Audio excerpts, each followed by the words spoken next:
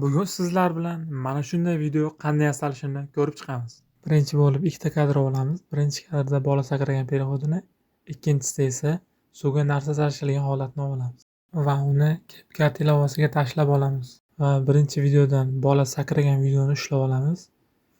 O'sha ushlagan joyimizdan freeze tugmasini topib, o'sha yerni qotirib olamiz. Qolgan videoni esa o'chirib tashlaymiz. O'chirib tashlaganimizdan so'ng udalить fonga o'tamiz. Udalить fondan brushni tanlab olamiz va aynan bola sakraganini belgilab olamiz.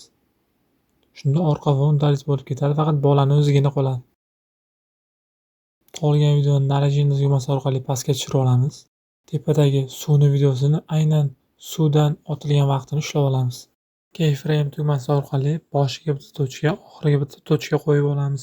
Birinchi qo'ygan tochkamiz suvning tepasida, ikkinchi qo'ygan tochkamiz esa suvni ichiga to'g'ri kelsin. Keyin esa Mix tugmachasiga o'tamiz. Mixdan circle tanlab olamiz. Keyframe tugmasi orqali asta-asta pastga tushirib ketaveramiz. Bola asta-sekin suvga tushayotganini sekin-sekin mana shunday ko'tarib boramiz va video tayyor. Mana shunday foydali videolarni yo'qotib qo'ymaslik uchun Instagram sahifamga obuna bo'ling.